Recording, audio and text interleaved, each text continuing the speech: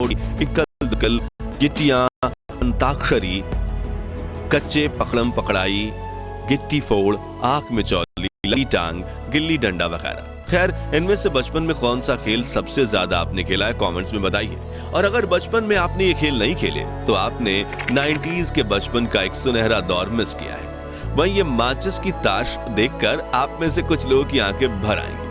ये ताश वही बच्चे बनाते थे जिनके पास ताश की गड्डी खरीदने के पैसे नहीं होते थे, लेकिन अपने रूल्स के साथ अपनी ताश खेलने का मजा ही कुछ और था। याद है वो स्वादिष्ट कैंडीज जो 90 के दशक की शान हुआ करती थी। गुरु चेला जिसमें कैंडी का पैकेट घुमाने पर फोटो बदल जाती थी। पान पसंद, मैंगो बाइट, चटपटी कैंडीज, एक्लिया, किस्मी, इमली की गोली, खाने वाली सिगरेट, जेम्स, आम पापड़, कप में मिलने वाली स्वादिष्ट जेली और कुछ ऐसी कैंडीज थी जो पूरे भारत में जोरों शोरों से बिका करती थी। यार, इनमें से आपकी पसंदीदा कौन सी थी, कमेंट्स में बताइए। ये वो गलियां हैं जहां हम क्रिकेट खेलते वक्त जीवन की सभी समस्याएं भूल जाते थे।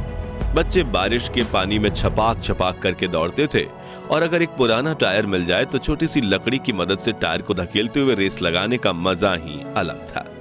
ये वही मोहल्ले हैं जिनके साथ हमारी सैकड़ों यादें जुड़ी हुई हैं। ये वही पेड़ हैं जहां देश के लाखों बच्चों को प्राथमिक शिक्षा मिली है।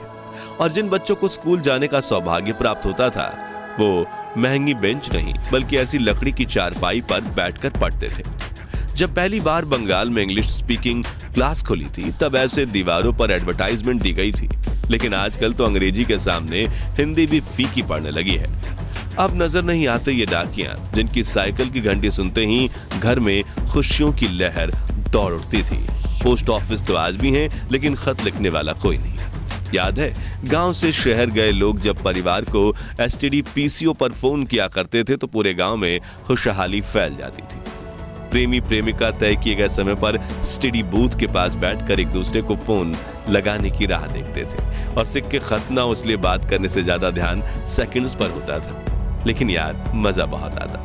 ये वो दौर था जब कांच की बोतल में तेल और रस्सी डालकर घंटों तक जलने वाली चिमनी बनाई जाती थी और रात को लाइट जाने पर इसे जलाकर घर वालों के साथ खाना खाया जाता था।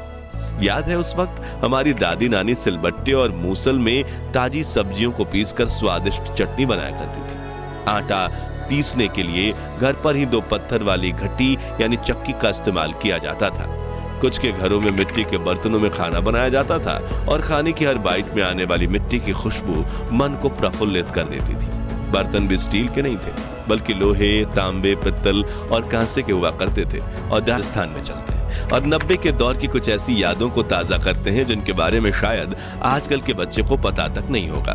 तो उस वक्त राजस्थान के गांव में कई लोक नृत्य करने वाले समूह आया करते थे, जिनमें कुछ लोग स्वदेश में बने म्यूजिक इंस्ट्रूमेंट्स बजाया करते थे और कुछ उस मधुर धुन पर नृत्य करके गांव के बच्चे बूढ़ों का दिल मोह लिया करते थे।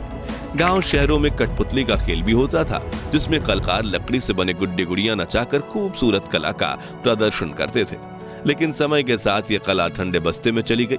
मोबाइल फोन और वीडियो गेम्स के जमाने में बच्चे असल मनोरंजन भी भूल गए और जिन कलाकारों को कठपुतली का खेल देखने में दर्जनों लोगों की भीड़ जमा होती थी, उनकी आज कुछ दर्शकों के लिए भी आंखें तरस गई। याद है, उस वक्त ट्रांसपोर्ट के लिए ज्यादा वाहन नहीं हुआ करते थे, इसलिए कई लोग बैलगाड़ी और ऊंट गाड़ी से सामान को यहां से वहां पहुंचाने का काम करते थे और रोजी रोटी देने वाले जानवर की देखभाल अपने बच्चों की तरह करते थे।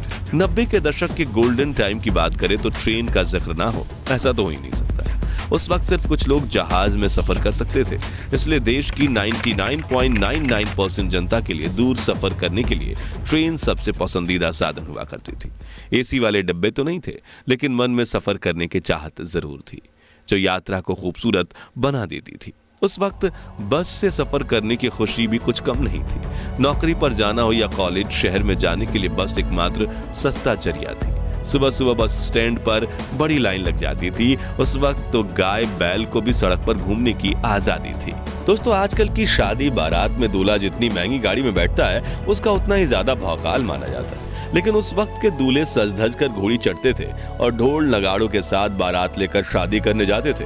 दूल्हे के यार दोस्त तो मानो अपने दोस्त की शादी को एक त्योहार की तरह मानते थे और पूरे जोश के साथ बारात में नाचकर शादी में 4 चांद लगा देते कर लगे होते थे और बैंड वाला गायक हर आवाज में ऐसे गाने गाता था कि बारातियों के पैर रुकने का नाम नहीं लेते थे।